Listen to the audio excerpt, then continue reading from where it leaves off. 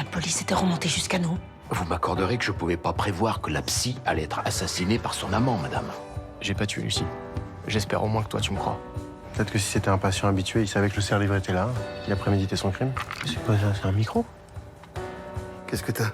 J'ai l'impression que je suis en train de me taper une lombalgie carabinée, là. On va imaginer l'inverse. Il y a un homme qui me fait la cour au bureau. Confirme. Vous aussi, vous trouvez qu'il me regarde avec un petit... Faudrait être aveugle pour pas le voir. Bon. Eh ben, c'est parfait.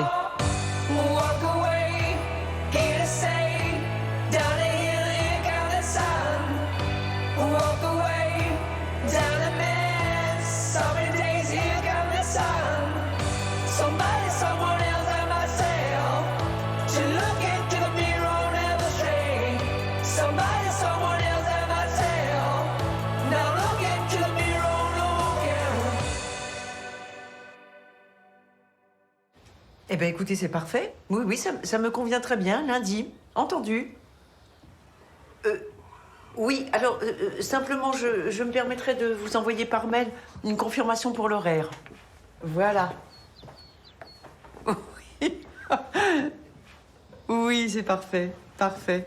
Mais je me réjouis, en tout cas, mon cher Nicolas, de ce nouvel enregistrement. Entendu. Oui. Ah, moi aussi, à lundi. Oui.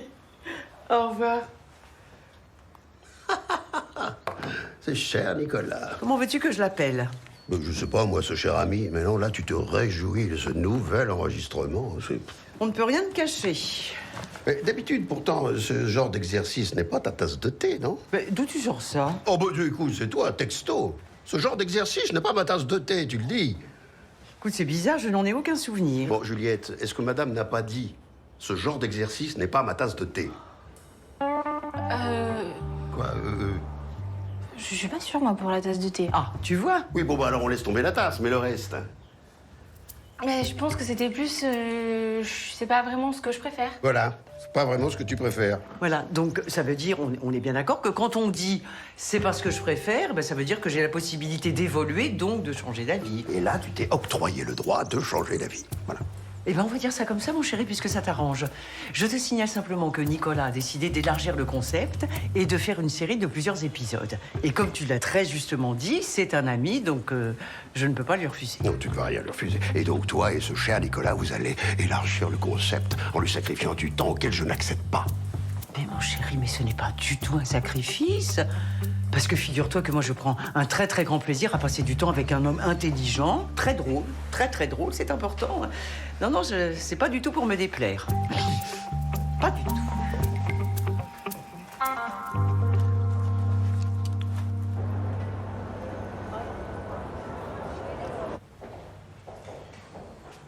Oui. Patron, on a retrouvé ce micro planqué dans le bureau de Lucie Lecoeur. Comment ça, on? Travaillez plus ici, à l'ami, ici? Non. Votre travail en tant qu'agent de l'IGPN, c'est d'enquêter sur le lieutenant Cross, on est d'accord? Oui. Mon travail, c'est de découvrir la vérité sur son implication, commissaire. Admettons. Patron, si le cabinet de la psy était sur écoute, ça a forcément un lien avec le meurtre. Ça veut probablement dire que ça a un rapport avec des infos couvertes par le secret médical. Ça veut dire que quelqu'un aurait cherché à avoir des informations sur un patient ou une patiente de Lucie Lecoeur, c'est ça? Probablement, ouais. Vengeance, intimidation, on peut trouver tous les mobiles. Enfin, si elle n'était pas directement visée, elle, pourquoi la tuer? Mais ça, on sait pas justement. Enfin, je suis sûre que ça a un lien. Ce qui serait bien, c'est de trouver d'où vient ce micro. Oui, j'ai demandé à la PTS d'identifier le numéro de série, qu'on puisse remonter jusqu'au point de vente. Et à l'acheteur surtout? Ouais. Bon, bah, vous me tenez au courant. Merci.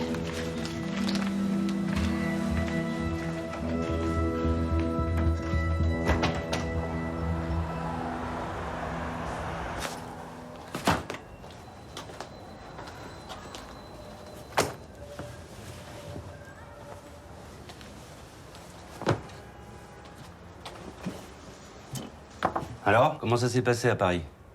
C'était pas la plaidoirie de ma vie, hein. Mais bon, j'ai fait le job. Relax au bénéfice du doute. Bon, il n'y a que le résultat qui compte, non? Ouais, enfin, j'aurais préféré m'en tirer avec plus de panache. Bon, et vous? Quoi de neuf? Lucie Lecoeur, ça vous dit quelque chose? Oui, c'est cette psy qui s'est fait assassiner. Ouais, et je représente le suspect que la juge a placé sous contrôle judiciaire. Et affaire intéressante? C'est un dossier croustillant. Yann Cross. Est-ce que ça vous dit quelque chose aussi? Oui, le lieutenant. Et mari de votre ex-associé, Maître Lemeur. Oui, oui, oui. Et alors, quel rapport entre le lieutenant et la psy? Ils couchaient ensemble. Et les collègues de Cross et la juge Elfan le soupçonnent de l'avoir supprimé pour éviter qu'elle ne révèle leur relation à sa femme. Mais le lieutenant Cross et Johanna se sont mariés récemment? Oui, mais ça ne l'a clairement pas empêché d'entamer une liaison. Apparemment depuis près d'1 an. 10 mois, pour être exact.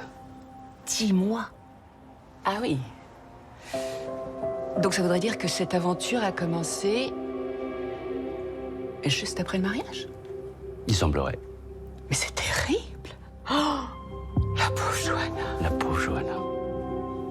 Elle doit être dans tous ses états. Dans tous ses états. Oh.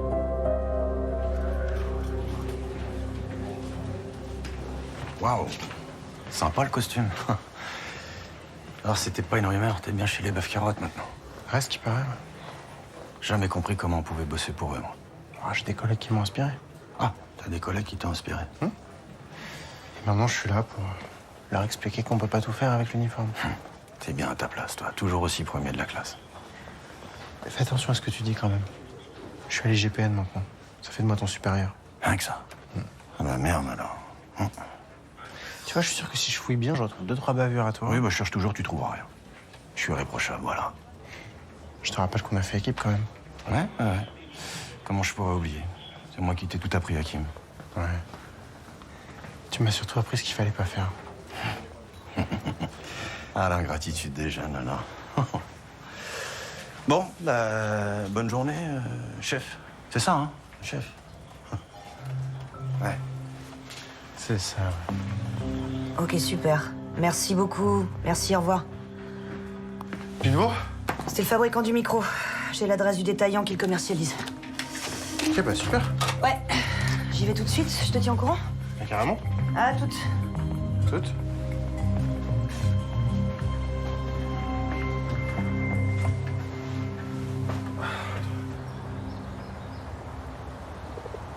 Mais je te promets, il clignotait comme un sapin de Noël. À ce point? Mais oui, c'est ce que je te disais la dernière fois. Vraiment, au fourneau, il kiffe Bastille, c'est sûr. Il faisait que de la flatter. Puis Elisabeth, elle pouvait même pas en placer une, quoi, à la fin. Ah, c'est pas très pro comme attitude, quand même. Oui, mais parce que je pense que c'est au-delà du travail, tu vois. Il est attiré par elle. Mais justement, c'est ça qui est bizarre. Je veux dire, Fourneau, il a de la bouteille, il a fait ses preuves, tu vois. C'est pas pour rien qu'il est à la tête du Midi Libre. J'ai du mal à le voir se répandre, là, comme tu dis. Eh, mais je te jure, si je pouvais, je te ferais écouter les enregistrements. Mais vas-y, il a pris les images, le son et tout, il va faire le montage lui-même.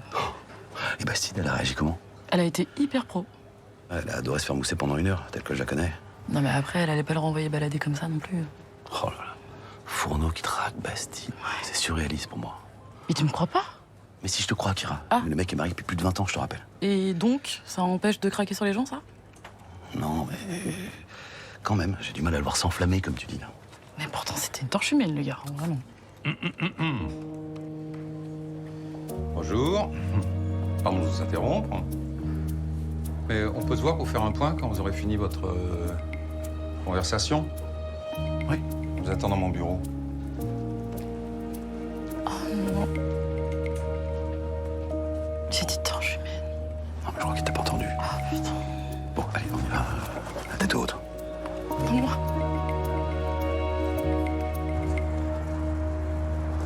Écoutez, j'ai cherché partout pour voir si la boîte était pas tombée du chariot, au cas où on m'a tourné dessus, mais j'ai rien trouvé. Et personne qui l'a récupéré? Non. J'ai demandé, personne n'a rien trouvé non plus. À part un vol, je vois pas trop. Non, mais attendez, un vol d'opioïdes dans un hôpital, c'est très grave, hein? Enfin, surtout que là, c'est des médicaments addictifs et très dangereux. Non, mais je sais bien, mais j'y peux rien, moi. Qu'est-ce que vous voulez que je fasse? Je peux pas être au four et au moulin, soigner les patients dans leur chambre et surveiller les chariots dans les couloirs. Non, mais David, c'est pas contre vous, je sais bien. C'est la première fois que ça arrive en plus. À ma connaissance, oui. C'est pour ça que je pense pas que ce soit un soignant. Ça doit être un visiteur ou un patient.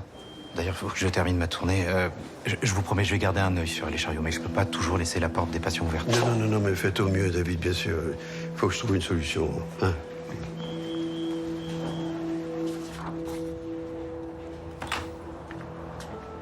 Vas-y, ça a été rapide. Ouais. Bon, la bonne nouvelle, c'est que le gars a retrouvé la trace de la vente du micro. Et la mauvaise, c'est que ça a été payé en cash. Exactement. Donc on n'a aucun moyen de remonter jusqu'à l'acheteur. Non. Et le mec, il avait pas un souvenir ou un petit détail à nous donner, hein, pour avoir un début de piste? Non, mais il va m'envoyer les vidéos des caméras surveillance du magasin. Avec un peu de chance, on aura une image de l'acheteur. Voire plus s'il est fiché.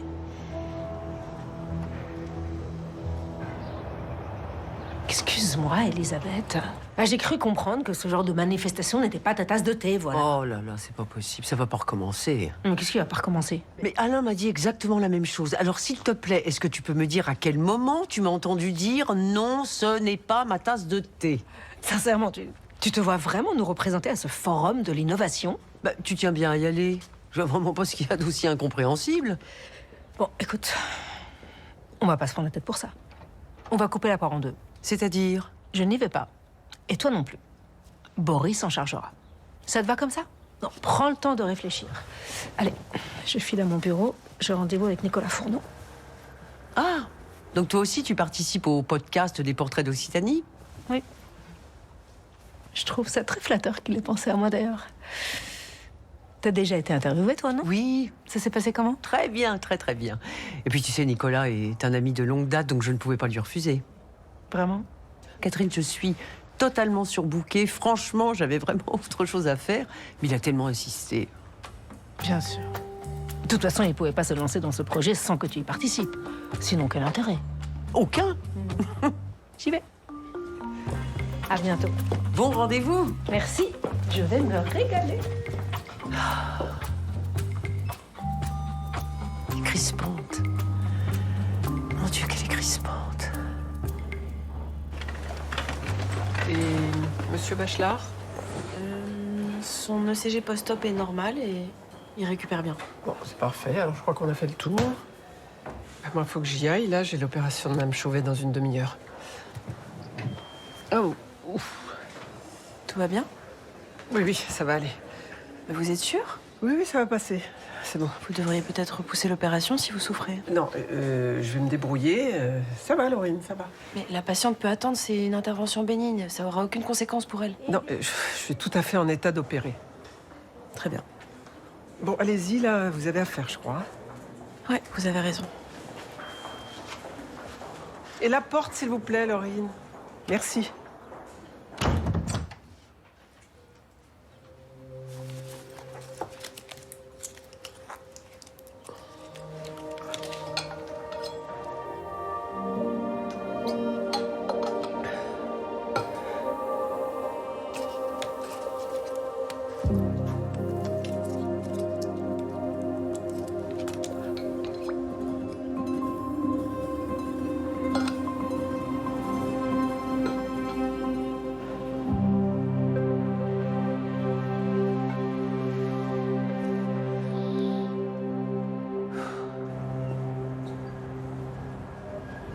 Voilà, c'est ça, notre situation conjugale a changé et on n'est plus en mesure de concrétiser notre projet d'adoption. Bien sûr, je vous envoie notre décision par courrier. Je vous remercie et encore une fois, je suis désolée pour tout ce temps perdu. Au revoir, madame. C'était l'assistante sociale. Ouais, je m'en doutais. Comment ça va? Mal. Pas facile à prendre comme décision, hein. Bah écoute, c'était plutôt une évidence, là. C'est avec Yann que je voulais un enfant. Avec personne d'autre. Et comme je veux plus de lui dans ma vie... ce connard a tout foutu en l'air.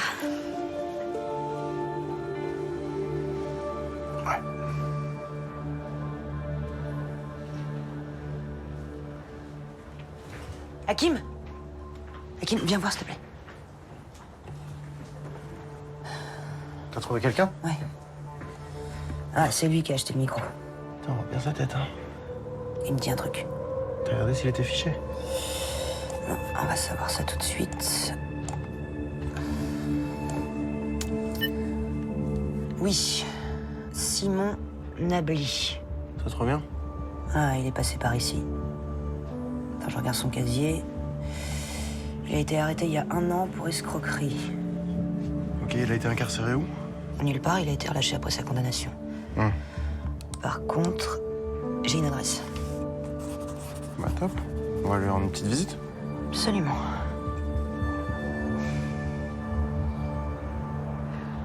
Quand on a un niveau de responsabilité comme le nôtre, il est quasiment impossible de séparer vie professionnelle et vie privée. Alors, comment faire pour accorder à son conjoint la place qu'il mérite? Qu'il fasse la même chose que vous. Ou encore mieux, qu'il le fasse avec vous. Et c'est pour cette dernière solution que vous avez opté, avec votre mari, François Lemierre, en tout cas, jusqu'à sa disparition. Oui. François et moi avons créé cette entreprise ensemble et nous nous y sommes consacrés passionnément. J'ai vécu avec lui des années de joie extraordinaires. Je souhaite à tout le monde de connaître une telle expérience. Eh bien, merci beaucoup, Catherine Lemierre, pour cette très belle confession qui clôt cet épisode de notre série Portrait d'Occitanie qui vous était consacrée. Merci à vous. C'est coupé. Vous avez tout ce qu'il vous faut? Ah oui, absolument, c'était parfait. Dites-moi, j'ai cru comprendre que votre épouse était également actionnaire de votre journal. Ah oui, tout à fait. D'ailleurs, je pense exactement comme vous concernant la vie privée et la vie professionnelle, même si certains exemples nous démontrent malgré tout qu'il est possible de faire un peu autrement. Ah bon? Vous pensez à qui? Eh bien, Elisabeth Bastide, par exemple. Son mari est médecin à l'hôpital de Montpellier-Ouest, qui est somme toute une profession et puis un univers très différent du sien. C'est exact. Mais si je puis me permettre une petite confidence, j'ai jamais vraiment compris comment ce couple-là fonctionne. Ah bon? Il me semble au moins qu'ils y parviennent parfaitement bien. Vous ne croyez pas? À la vérité, je sais pas vraiment. Enfin, personnellement, je trouve le docteur Alphand tout à fait charmant. Mais je trouve qu'il manque un peu d'ambition. En tout cas, pour une femme du calibre de la sienne. Je sais pas comment elle s'en accommode. Ça reste pour moi un mystère.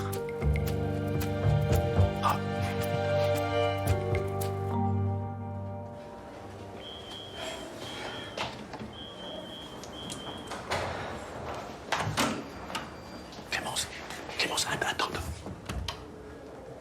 Dis-moi, je suis embêté. Il y a David qui m'a dit qu'il s'était fait voler des opioïdes sur son chariot. Ah bon? Ouais. Mais il n'a pas pu garer la boîte? Bah non, je sais pas. Il a demandé à tout le monde, il a cherché partout, ça n'a rien donné. Ah bon, mais qu'est-ce que tu veux que je fasse? Je sais rien, moi, mais on peut quand même pas ignorer que c'est peut-être quelqu'un des équipes. Et tu soupçonnes quelqu'un? Non, je soupçonne personne. Bah, je trouve que ce serait bien quand même qu'on en parle à la direction, tu vois. Enfin, si, comme tu le dis, c'est quelqu'un qui s'est servi en passant dans le couloir, ça peut être qu'un patient ou un visiteur. Oui, mais c'est pour ça. C'est pour ça qu'il vaut mieux en parler à Gallois, comme ça, nous, de notre côté, on est clean, tu comprends? Oui, bon. Oui, t'as peut-être raison. Oui. Bon, bah, je vais moi-même faire ma petite enquête, hein, puis je te tiens au courant. Ouais.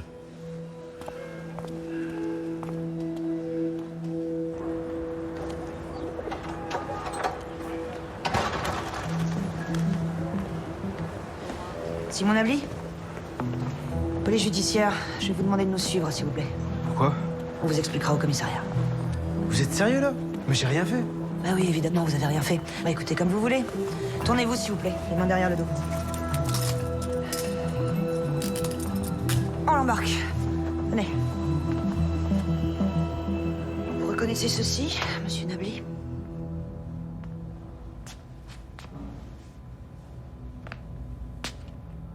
C'est vous qui l'avez acheté.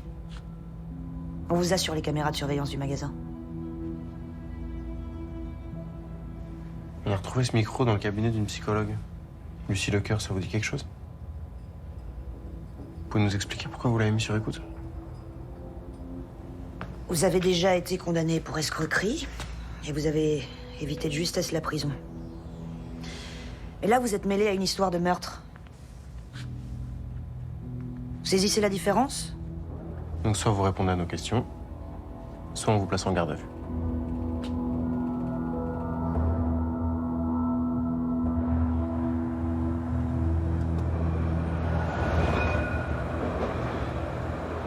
Merci pour le verre, ça m'a vraiment fait du bien.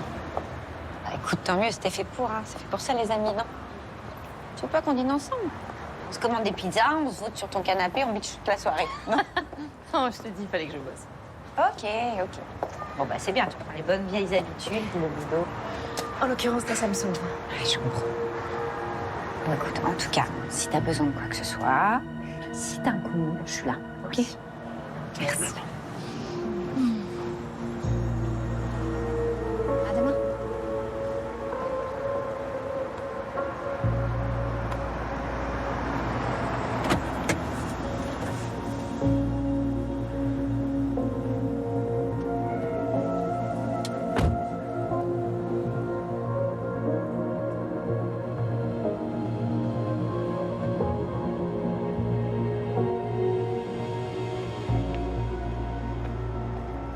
On a pu remonter jusqu'à l'acheteur du micro. Un certain Simon Nabli, qui a déjà été condamné pour escroquerie. Pas vraiment le profil d'un tueur. Non, pas vraiment, non. Alors, il voulait garder le silence au début, mais on lui a mis un petit peu la pression. Et il a fini par parler.